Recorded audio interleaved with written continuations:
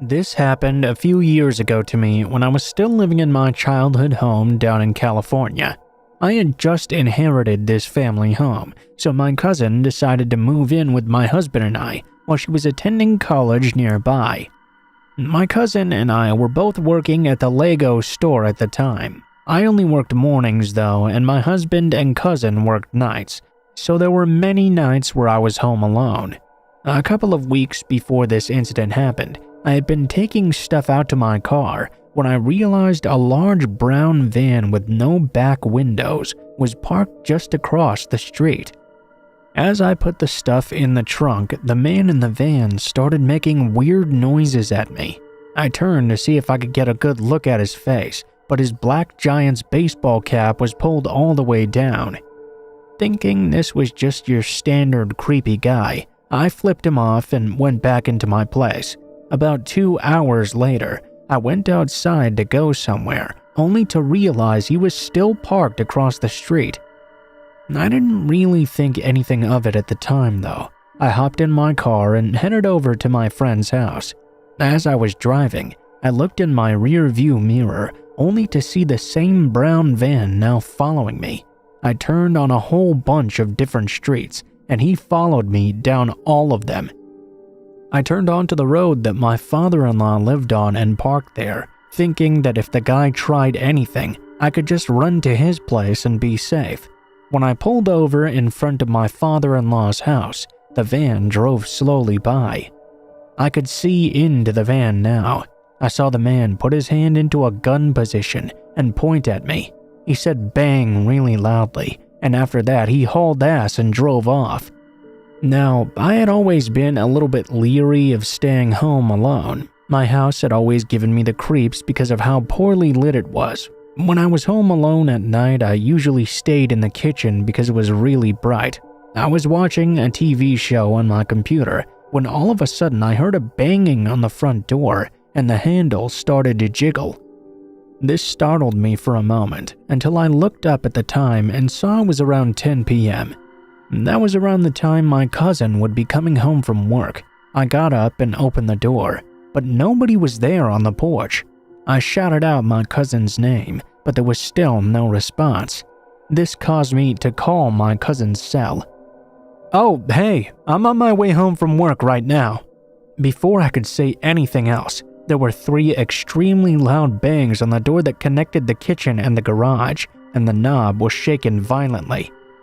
I slammed the front door closed immediately, locked and chained it, and sprinted for my room. My aunt called me, while my cousin called the police. I stayed under a blanket until my cousin got home. When she came and got me, I was led outside to talk to the police. I was trying to explain everything that had happened, but the officers along the side of my house were distracting me. I walked over to where they were, but one of the officers held me back. They opened the gate and saw the door to my garage was wide open. All of the officers in the area pulled out their guns and went into the garage, but nobody was there.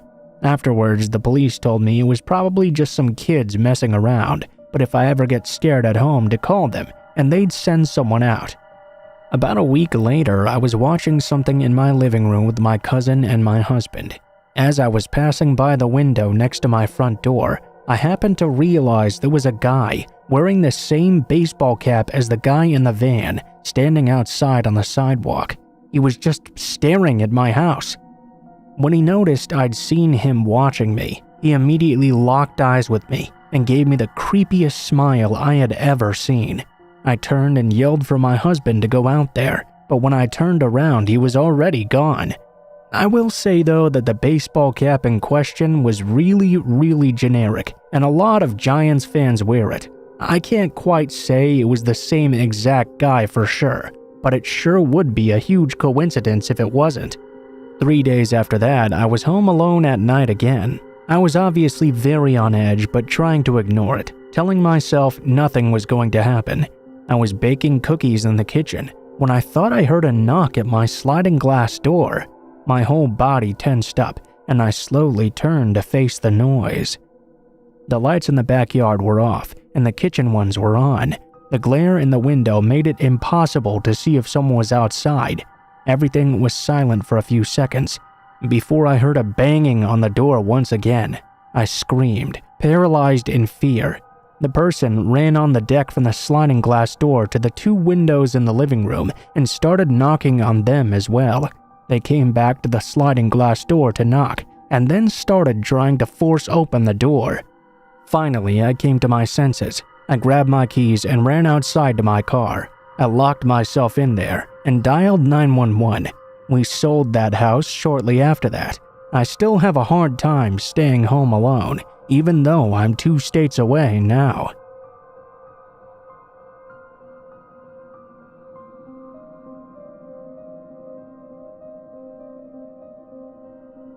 I moved to South Korea for university when I turned 18 years old. I'm 21 now, so this happened over 2 years ago now. Whilst there's definitely been unwanted attention from some guys in the past, most of them get the message that I'm not interested eventually. This, however, was a little bit more unsettling. The university I go to has an institute for language, which is where all of my classes were at the time. It's pretty common knowledge that most foreigners in this part of Korea would know of or study at this institute. It was not abnormal for me to receive random Facebook friend requests from guys wanting to learn English or make foreign friends. Most of the time, I'd just ignore them, unless we had a few mutual friends or I'd met them in person before. I got a friend request from this guy named Nico. We had quite a handful of mutual friends, and he'd messaged me too, saying he was sorry for the randomness of the request. He was just trying to make as many foreign friends as he could. Because he had so many mutual friends, I thought, what the heck? I accepted and messaged him back saying it wasn't really a bother. From what I could tell by his Facebook photos, he was heavily pierced and tattooed, and stated he was Japanese. He had studied in Canada and could speak good English, and was also a foreigner studying at my university. After a few days, he messaged me again and I replied. It was a fairly casual conversation, and would often bring up maybe meeting for a coffee or a movie, which I declined. Suddenly though, he started getting more aggressive for no reason. Every time I'd make a comment, he'd find some way to turn it into an argument, which grew tiring super fast. I started to just ignore him. He'd often ask if I had a boyfriend, to which I'd reply no, and he'd bluntly say we should be together. It was at this point I decided I really didn't want anything more to do with him. I politely declined on the basis that I didn't know him, we'd never met in person, and we hadn't even known each other a full week. He didn't take my refusal very well. He began throwing insults at me based on my looks and saying overly graphic things he'd do to me if he ever saw me. Evidently, I was being stupid not to take him up on the offer, because I'd never do better than him and he'd make me see that. It creeped me out beyond belief, needless to say, so I just blocked and deleted him on everything and tried to forget about it. I mentioned this to a friend of mine, and she immediately knew exactly who I was talking about. Apparently, I was not the first girl he'd added on Facebook and tried to bully into meeting him and being his girlfriend. After asking around with a few more of my friends who were listed as those mutual friends on Facebook, they all described pretty much the exact same situations involving this guy. One girl even told me she'd given him the benefit of the doubt and met up with him.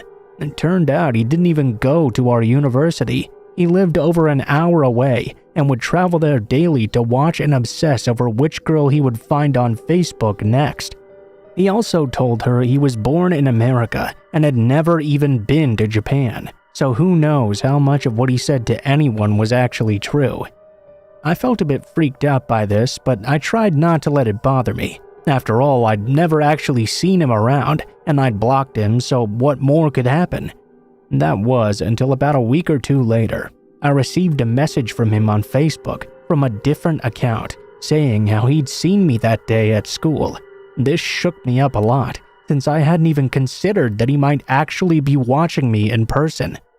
I ignored the message and blocked that account too. A few days later, I got numerous messages, all from different accounts claiming to be Nico's friends. They were saying how he'd had his account hacked. Could I please unblock him, so he could just explain everything and we could talk it over. I ignored all of these messages too. I just kept receiving more and more though, all of which I'm pretty sure were just Nico himself trying to reach out to get my attention. The more I ignored them, the more violent and aggressive the messages became. I could tell that most of the time when he said he'd seen me, he was lying. He'd say things like, "I saw you at the library today, you fucking slut. You're a fucking four-eyed slut who can't get laid," and other messages to that extent. I knew he was clutching at straws because I never used the school's library to study, and although I wear glasses, I never wear them in public. Because of this, I was fairly confident he was all bluster. I just kept blocking the accounts and tried not to let it bother me too much. I figured he'd get bored enough soon and let it go. That was until one day after classes had finished. I was browsing the small convenience store in the building to grab a drink on my way home. I opened up the fridge to get a bottle of water, and when I closed the door, he was standing right there beside me. He didn't say anything. He just stared daggers at me. I hadn't ever seen him in person before. I'd never agreed to meet him, but I knew straight away this was him. Obviously, I freaked out. I dropped the bottle in place and sprinted out of the store. I didn't walk straight home because I was afraid he'd follow me and find out where I lived. Instead, I went back into school and stayed around areas where there were lots of people until a friend of mine came to meet me. After that, I'd see him all the time when I'd leave class. He'd just be standing there, doing nothing in particular, watching people as they walked past. Then he'd stare at me intently. I made sure to always be with friends when I went to and from class from then on, and didn't go anywhere alone for a while. After a week or so though, the messages suddenly stopped, and I didn't ever see him again. The last time I heard from him was about a year ago, when he messaged me on yet a new Facebook account, asking if we could be friends again because he'd changed, and it was all just a joke. Needless to say, I ignored that message, blocked that account too, and will not be taking up his offer on being friends.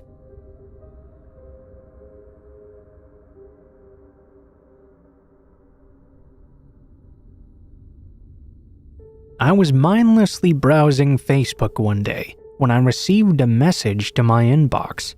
Clicking on it, I realized it was from someone who I didn't know. His name was Peter, and he sent me this. "Hi, I was taken aback by how beautiful you are in your picture. I hope you don't find that too forward. I saw you post on insert local company's name here, Wall. I thought your comment was pretty funny. I couldn't resist clicking on your profile and messaging you. Your sense of humor is just like mine, and I'd like to thank you for making me laugh today. I just lost my mother a few months ago, you see, and I've had a real hard time with it. I can't remember the last time I smiled, let alone laughed, so really, thank you." Now, normally I would not reply to messages from people I don't know, but I felt really bad for this guy. I thanked him and told him I was sorry for his loss, and I was glad I could help him laugh.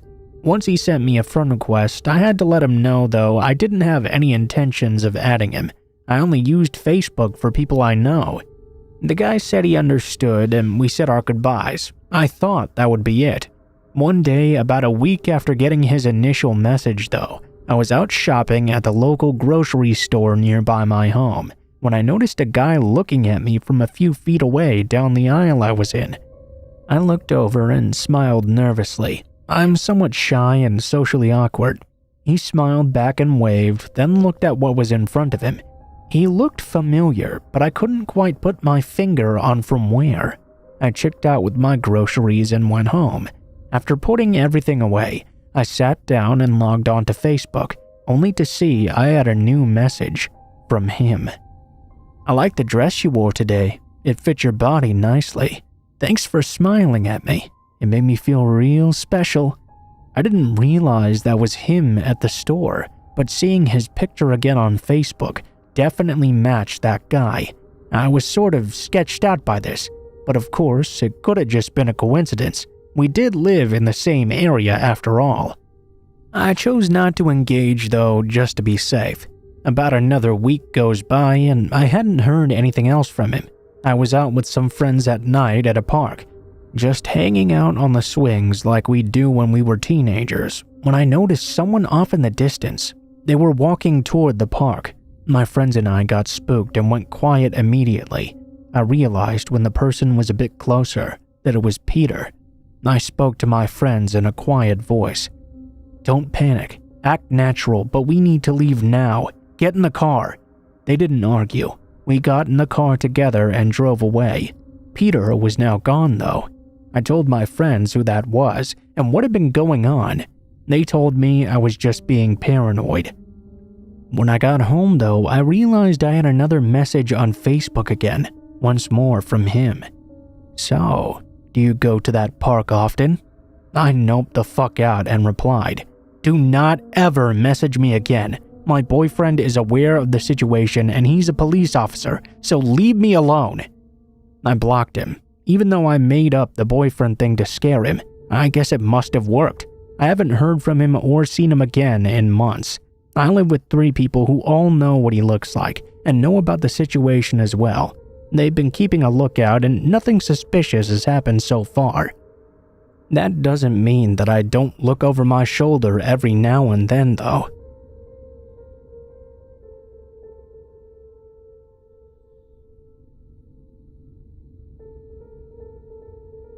When I was around 9, I went to summer camp at the nearby YMCA for a few summers. It was a day camp, and there were different camps you could do. You know, water sports, crafts, canoeing. Each camp lasted for about 1 week. I started the summer by taking one of the craft camps, a special one that lasted for 2 weeks. I was really excited about it, but I was also nervous. I didn't know anyone else in my group, and I was also very shy. The first day, I managed to make friends with an older kid who was in a wheelchair. He was around 17, I believe. I'm not sure what his disability was, but he was very socially awkward and gave off kind of a creepy vibe. I was trying to be nice to him because no one else wanted to talk to him, but he started to make me very uncomfortable. First, he started by talking about how much he hated being in the wheelchair because it made his back hurt. He liked being able to get out at the end of the day and stretch, as well as do some exercises with his physical therapist. That wasn't too bad. I just smile and nod as he talked, not really having too much else to add.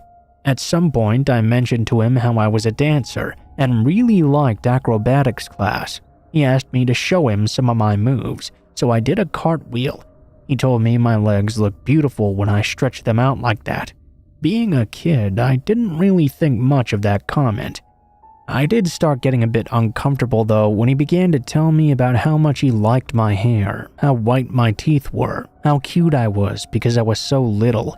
One day he was talking about stretching outside his wheelchair and mentioned how good it would feel if someone were to walk on his back. "You'd be perfect, just the right size. Would you do that for me one day? I'd love to have you on top of me." He smiled very creepily when he said this. I awkwardly changed the direction of the conversation by telling him how I used to do that for my dad. I was young and stupid. I probably shouldn't have egged him on like that. He got really excited and started talking about how much he'd love it, how good it must have felt for my dad. I bet he loves having his little girl on top of him like that. He reached out to me at this point and put his hand on my knee. I awkwardly shrugged it off and moved away a little. He smiled and started talking about how good it would feel to do cartwheels on his back and jump on him, maybe lie down on top of him and rub his sides. Luckily, my mom drove up a moment later and I was able to leave. This was on the weekend, and the camp was going to continue the following Monday. I didn't mention anything to my mom. I figured he was just lonely and awkward and hadn't meant to be creepy. When I got to camp on Monday, he immediately ran up to me. "I was so upset I couldn't see you this weekend. I missed my little girl." I smiled and awkwardly walked away, but he followed me. We were all going as a group to the craft cabin. He came up next to me and asked if I wanted to sit in his lap and ride to the cabin with him. I politely declined and managed to avoid him for the rest of the day, until I was walking to my mom's car at the very end. He came up to me, grabbed my hand and pulled me towards him. "You know, you really hurt me today. How would you like it if I hurt you too?" I yanked my hand away and walked quickly to the car. I told my mom all about it as soon as I got in. She drove immediately over to the camp office and spoke to the camp leader about it. I told him everything. He assured us he would take care of it immediately. As we were driving away after the meeting, I saw 2 counselors go up to the boy and lead him into the office. The look on his face was like he was going to kill someone. I never saw him again after that. I was told he was kicked out and never allowed to return. For the rest of the week, the camp counselors would check on me and make sure I was okay too.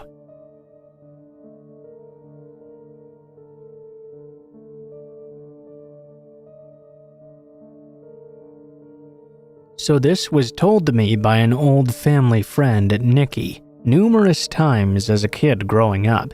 It was told as one of those life advice stories to keep in mind through the years, and to her credit, I sure have never forgotten it.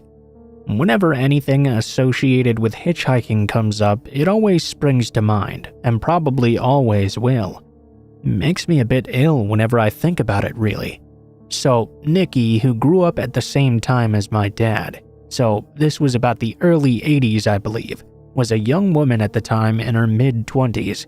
She was one of those real kind-hearted souls, always willing to help another out in a time of need, you know? I can't imagine her being anything other than what she was when she was younger, so I can totally see her doing this too. Driving into the city about a 2-hour or so drive out from town, she saw a man walking down the side of the road.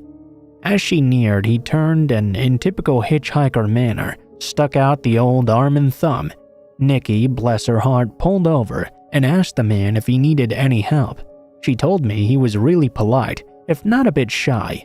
He only asked her for a lift into the city. Nikki gave a big smile and popped open the passenger door for the man, who tossed his bag into the back seat and buckled up for the ride ahead. In all honesty, they talked fairly pleasantly for most of the trip. Friends, the news, the typical happy small talk. She felt like they were getting on really well and even bought him dinner at the pit stop a little over halfway there.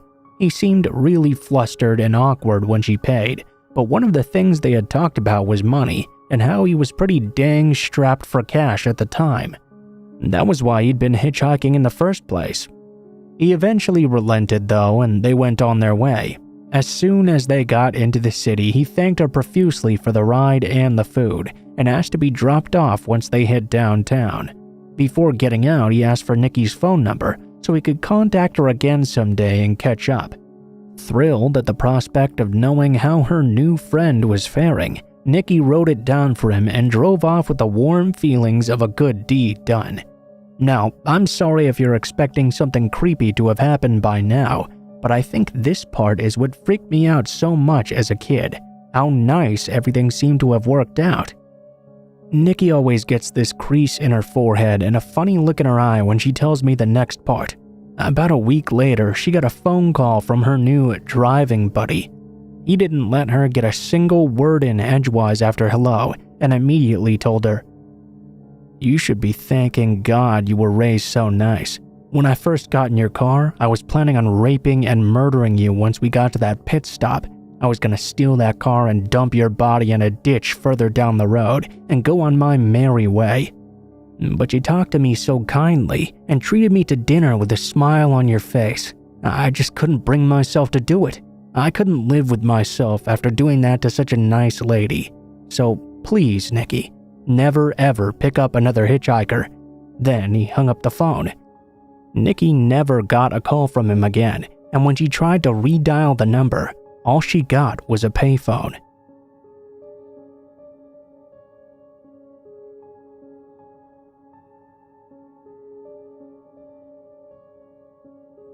This is my aunt's encounter.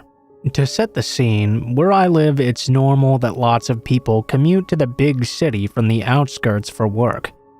What I mean is that most of them agree to pay and rent a bus that will drive them to and from work on a daily basis. It's especially popular among nurses, basic office workers, and so on. Young people who don't have or can't yet afford their own cars. The bus will usually take off from a regular bus stop. One day, my aunt was traveling to work by car. It was quite early, probably somewhere around 7 a.m. since she starts at 8. She approached the bus stop, only to see a man waving at cars passing by. He was fairly nicely dressed, a jacket, polished shoes, that kind of stuff, and he was holding a briefcase.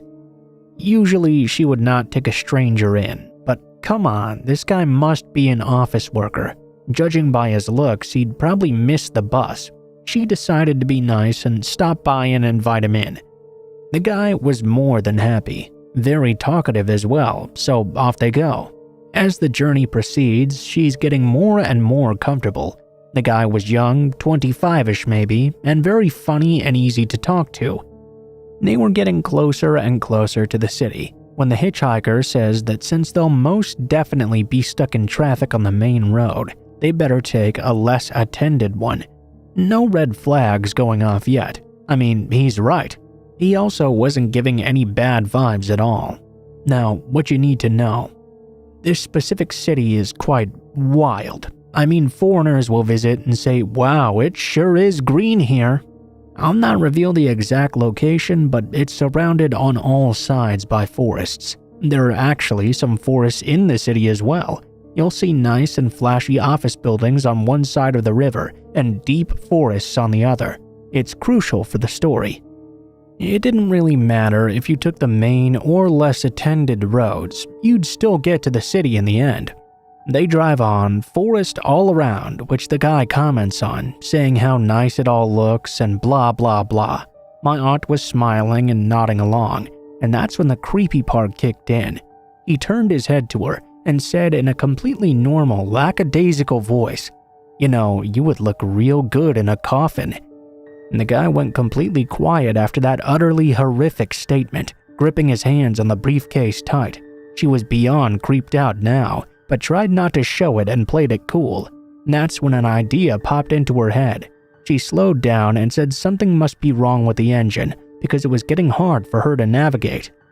She drove over to the side of the road and asked the man if he could be so nice as to get out and check for her since she's a woman. She wouldn't know what to do, blah blah blah. He instantly agreed and hopped out of the car. That's when she withdrew and drove the fuck away, leaving that creepy hitchhiker behind. She didn't really care that she'd left him there all alone. What he'd said was creepy as hell. After a few kilometers, she calmed down though, congratulating herself on getting rid of him so quickly, when she noticed that his briefcase was still laying on the passenger seat. What would a normal person do in this case? Probably throw it away or something. But she couldn't resist having a look inside, and believe me, the inside made her nauseous. Instead of papers or pens or documents or whatever else office boys would carry around in their briefcase, she found a neatly folded thin rope and a set of knives as well. Not one, a set of sharp, nice knives. You'd think the guy was a hunter or something, except he was not. Of course, she was freaked out and decided to go to the nearest police station to report what just happened and give them the briefcase as well. As usual here though, the police did not do much. No one fit the description of the man, and the original hitchhiker could not be located after. After that, she never picked up another. I don't think I would either if that happened to me.